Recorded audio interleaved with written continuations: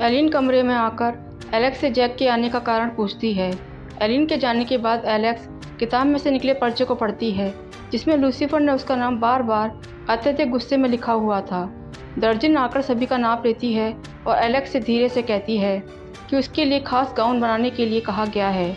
Alex को लगता है कि वह गाउन बनाने का आदेश प्रिंस डेविस ने दिया है। अब आगे। अगले दिन एलिन अपने दोपहर की भोजन की टोकरी घुमाते हुए एलेक्स के बगल में चलते हुए स्कूल पहुंचती है। एलेक्स अपना सिर ऊंचा रखती है और जबड़ा सेट करती है। उसके पास उसकी ज़रूरत से ज़्यादा नमक और छोटा सा चाकू है, ठंडा लोहा जो उसकी स्कर्ट की जेब में छुपा हुआ है, और उसने नया सूखे जामुन का हार पहना हुआ है। उसने कोई तरीका नहीं छोड़ा जिससे वे जान सके कि उसे इन चीज़ों की आवश्यकता नहीं है। दोपहर में वे सभी एक ऊंचे टावर पर अपना पाठ लेते हैं, जिसमें उन्हें पक्षियों के गायन के बारे में समझाया जाता है। हर बार जब एलेक्स को लगता है कि उसकी हिम्मत लड़खड़ा जाएगी, तो वह अपनी उंगलियों को चाकू की ठंडी धातु पर रगड़ती है। जैक एलेक्स को देखता है और जब उसकी नज़र उस पर पड़ती है तो वह आंख मारता है। कमरे की दूसरी ओर से लूसीफर लेक्चरर पर चिल्लाता है, लेकिन एलेक्स से कुछ नहीं बोलता। एलेक्स सोचती है कि उसकी पीठ कितनी दुखती होगी, हिलने डुलने में कितना दर्द होता होगा, लेकिन वह दर्द छुपाने में माहिर दिखता है। एलेक्स उस नोट के बारे में सोचती है जो उसे मिला था। जब उसने उसका नाम लिखा था तो स्याही वाली कलम को इतनी ज़ोर से दबाया था कि स्याही की कुछ बूंदें बिखर गई थीं। पन्ने को खंगालना काफ़ी मुश्किल है। वह यह सोचकर कांप जाती है कि वह उसके साथ क्या करना चाहता है। स्कूल के बाद वह रोज़ के साथ तलवारबाजी का अभ्यास करती है। वह उसके सामने चुनौतियाँ रखता है और वह इस बार मुकाबला बेहतर और तेज़ी से करती है, जिससे वह भी आश्चर्यचकित हो जाता है। जब एलेक्स पसीने से लथपथ होकर अंदर जाती है तो वह ओलिव के पास से गुजरती है, जो एक नकली सांप को अपने पीछे एक गंदी रस्सी से बांधकर कहीं भागा जा रहा है। एलेक्स अपने कमरे में जाकर साफ हो जाती है और फिर अपना स्कूल बैग खोलती है। एक कागज़ में एक कीड़ा खाया हुआ परी फल लपेटा हुआ है, जिसे उसने घर आते समय उठाया था। उसने इसे एक ट्रे पर रखा और चमड़े के दस्ताने पहन लिए। फिर वह अपना चाकू निकालती है और उसे छोटे छोटे टुकड़ों में काट देती है। इसी सुनहरे फल के बारे में उसने रोज़ की लाइब्रेरी की धूल भरी किताबों में पढ़ा है। किताबों में भयानक जहरों पर शोध किया गया है। उसने पीले रंग के खूनी मशरूम के बारे में पढ़ा है, जिसकी छोटी खुराक पक्षाघात का कारण बनती है, जबकि बड़ी खुराक परियों के लिए भी घातक होती है। फिर है मीठी मौत, जो 100 साल तक चलने वाली नींद का कारण बनता है, और रक्तबेड़, जो आपके रक्त को तब तक दौड़ाता है जब तक आपका हृदय नहीं रुक जाता। उसके हाथ काँप रहे हैं। उसने सुनहरी फल का एक टुकड़ा उठाया और उसे अपनी जीभ पर रखा। वह उसे अपने दांत से पीसती है और उसकी तीव्रता उस पर हावी हो जाती है। महल के बगीचे से रक्तबेर का एक पत्ता, मीठी मौत के फूल की एक पंखुड़ी, खूनी मशरूम से रस का सबसे छोटा कण, प्रत्येक से उसने एक छोटा भाग काटा और निकाल लिया। यह रोग प्रतिरोधक क्षमता बढ़ाने के लिए जहर खाने की प्रक्रिया है। जब तक एलेक्स इससे मर नहीं जाती, उसे मारना कठिन होता जाएगा। वह रात के खाने के लिए नीचे नहीं जाती। उसे उबकाई, अत्यधिक कंपकपी और पसीना आ रहा है। वह अपने कमरे के बाथरूम में फर्श पर फैलकर सो जाती है। यहीं पर भूत को वह पड़ी हुई मिलती है। वह तब जागती है जब भूत अपने पैर से उसके पेट पर प्रहार कर रहा होता है। यह केवल घबराहट ही है जो उसे चिल्लाने से रोकती है। भूत कहता है, उठो एलेक्स, फ्रॉक चाहता है कि तुम आज रात प्रशिक्षण लो। वह इतना थक जाती है कि अवज्ञा नहीं कर पाती और खुद को ऊपर धकेलती है। बाहर उसे हरी घास पर सूरज की पहली किरण नजर आ रही थी। भूत उसे दिखाता है कि कैसे चुपचाप पेड़ों पर चढ़ना है, किसी शाखा को तोड़े बिना या सूखे पत्ते को तोड़े बिना अपना पैर नीचे कैसे रखें। एलेक्स ने सोचा कि उसने महल में अपने पाठ में यह सीख लिया है, लेकिन वह उसे गलतियां दिखाता है जिन्हें उसके शिक्षकों ने सुधारने की जहमत नहीं उठाई। वह बार बार कोशिश करती है और अधिकतर वह असफल हो जाती है। भूत कहता है, अच्छा है।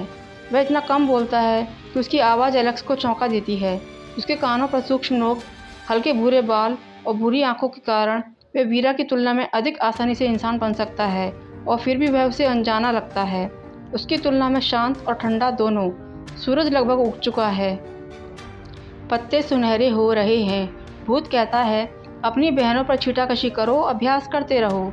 जब वह मुस्कुराता है, उसके चेहरे पर रेतीले बाल आते हैं, तो वह एलेक्स से छोटा लगता है, लेकिन एलेक्स को यकीन है कि ऐसा नहीं है, और जब वह जाता है तो ऐसे करता है कि गायब होने जैसा लगता है।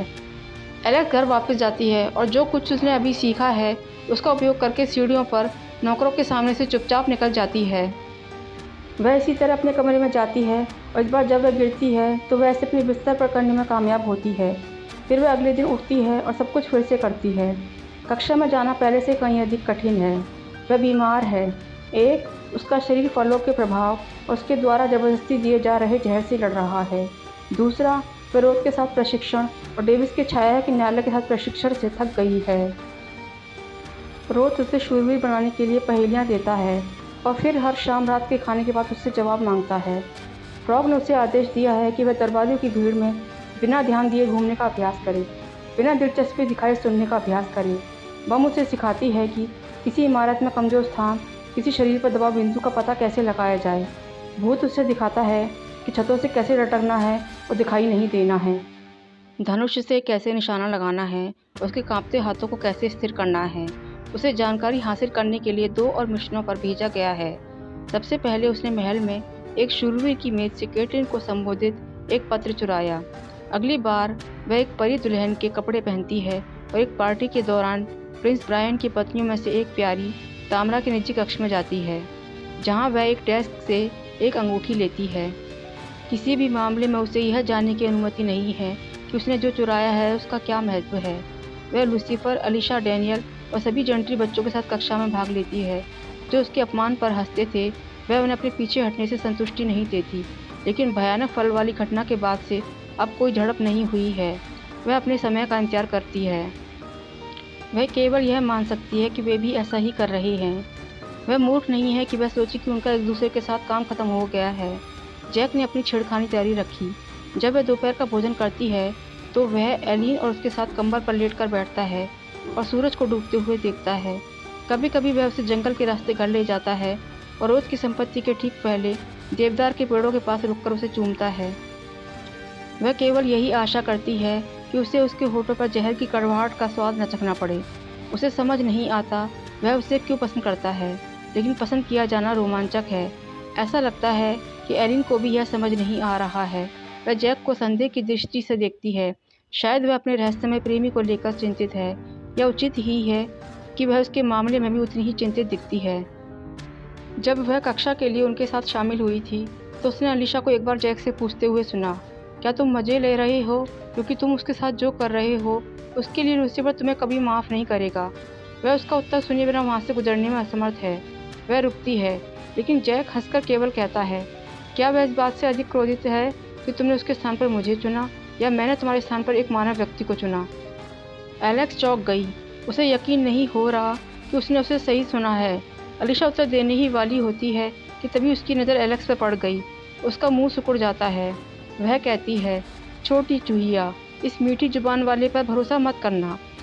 एलेक्स अलीशा की व्याकुल दृष्टि से प्रसन्न होकर पूछती है, तो क्या लूसीफर ने तुम्हें माफ़ कर दिया है? बहुत बुरा।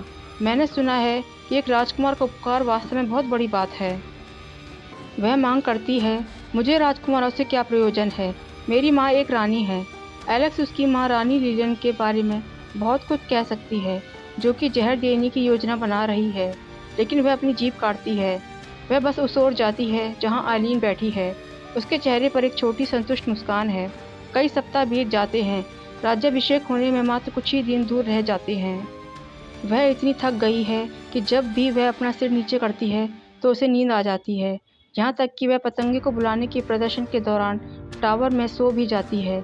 उसे लगता है उनके पंखों की सुरसुराहट उसे शांत कर देती है। वह पत्थर के फर्श पर जागती है। उसका सर बज रहा है। उसे नहीं पता कि वह कहाँ है। एक पल के लिए उसे लगता है कि वह गिर गई होगी। एक पल के लिए उसे लगता है कि वह पागल हो गई है। वह अपने चाकू के लिए संघर्ष कर रही है। तभी उसने डैनियल को उसकी ओर मुस्कुराते हुए देखा। यह उसके चेहरे के भाव से ही पता चल गया कि उसने उसे उसकी कुर्सी से धक्का दे दिया है। वह अभी तक पागल नहीं हुई है। वह पूछती है, एलिन कहाँ है? क्योंकि ऐसा नहीं था कि वह उसे नहीं जगाती। डैनियल कहता है, उसने तुम्हारी मदद न करने का वादा किया था, याद है? डैनियल के सुनहरे बाल एक आंख पर लटक रहे हैं। हमेशा की तरह वह पूरी तरह से लाल रंग के कपड़े पहने हुए है, जिसका रंग इतना गहरा है कि पहली नज़र में यह काला दिखाई दे सकता है। उसके लिए यह भूल जाना मूर्खता है कि वह अकेली थी तो खुद को ऊपर धकेलती है, और ऐसा करते समय उसे अपनी पिंडली पर चोट का निशान दिखाई देता है। उसे यकीन नहीं है कि वह कितनी देर तक सो रही थी। वह अपना अंगरखा और पतलून साफ करती है और कहती है, तुम क्या चाहते हो? वह चतुराई से कहता है, मैं निराश हूँ। तुमने इस बात पर जोर दिया कि तुम लूसीफर को नीचा दिखाती रहोगी, लेकिन तुमने ऐसा कुछ भी नहीं किया। बस एक खेल खेल के ही तुम चुप हो गई। उसका हाथ स्वाभाविक ही उसके चाकू की तरफ जाता है। डैनियल अपनी जेब से उसका सूखे जामुन का हार निकालता है और उसकी तरफ देखकर मुस्कुराता है। जब वह सो रही थी तब उसने इसे उसके गले से काट लिया होगा। वह यह सोचकर कांप जाती है कि वह उसके इतना करीब था कि हार को काटने की बजाय उसकी त्वचा को भी काट सकता था। वह व्यवहारिक रूप से हवा में जादू की गंध महसूस कर सकती है। वह अपने शब्दों से जादू बुन रहा है। अब तुम वही करोगी जो मैं कहूँगा। लूसीफर को बुलाओ, उसे बताओ कि वह जीत गया है, फिर टावर से छलांग लगा दो। आखिरकार नश्वर पैदा होना पहले से ही मृत पैदा होने जैसा है। अगर कुछ महीने पहले उसने यह सब कहा होता तो उसने छलांग लगा दी होती। अगर उसने डेविस के साथ वह सौदा नहीं किया होता तो वह मर जाती। डैनियल शायद उसी दिन से उसकी हत्या की योजना बना रहा होगा जिस दिन उसने उसका गला दबाया था। उसे उसकी आंखों की चमक याद है, वह उत्सुकता जिसके साथ उसने उसे हाँफते हुए देखा था। एली ने उसे चेतावनी दी थी कि वह खुद को मार डालने जा रही है और उसने डींगे मारी कि वह इसके लिए तैयार है, लेकिन वह नहीं है। वह डैनियल से कहती है, मुझे लगता है कि मैं सीढ़ियाँ चढ़ जाऊँगी। फिर ऐसा अभिनय करती है कि सब कुछ सामान्य है। एक पल के लिए वह बस भ्रमित दिखता है। वह उम्मीद करती है कि वह जितनी डरी हुई है उसकी आधी भी न लगे, लेकिन उसका भ्रम तुरंत गुस्से में बदल जाता है। वह सीढ़ियों के सामने आगे बढ़कर उसे भागने से रोकता है। उसने उसे ब्लॉक कर दिया। मैंने तुम्हें आज्ञा दी थी, तुम मेरी बात क्यों नहीं मानती? उसकी आंखों में देखते हुए वह खुद को मुस्कुराने के लिए मजबूर करती है और कहती है, 2 बार तुमने मुझसे फ़ायदा उठाया और दोनों बार तुम फ़ायदा नहीं उठा पाए। अगली बार फ़ायदा उठाने के लिए शुभकामनाएं। वह छटपटा रहा है, क्रोधित है। तुम कुछ भी नहीं हो। मानव प्रजाति दिखावा करती है कि वह लचीली है। नश्वर जिंदगियां एक लंबा खेल हैं। अगर तुम अपने आप से झूठ नहीं बोल सकती तो तुम्हें अपना गला काट देना चाहिए और दुख को ख़त्म कर देना चाहिए। वह प्रजाति शब्द और उसके विचार से चकित है। उसे यकीन नहीं है कि वह गलत है, लेकिन उसे यह विचार पसंद नहीं है। उसे डर है कि वह उसे नहीं दिखा सकती कि वह इस समय विशेष रूप से दुखी महसूस नहीं कर रही है। डैनियल का मुंह सिकुड़ जाता है। तुम्हें कौन सी खुशी है, रूटिंग और प्रजनन की? यदि तुम इस सत्य को स्वीकार कर लो कि तुम क्या हो तो तुम पागल हो जाओगी। तुम कुछ भी नहीं हो, बमुश्किल अस्तित्व में हो। तुम्हारा एकमात्र उद्देश्य कुछ निरर्थक और कष्टदायक मौत मरने से पहले अपनी तरह के और अधिक सृजन करना है। हालांकि उसके चेहरे से व्यंग नहीं छूटता। एलेक्स घूर कर उसकी आंखों में देखती है।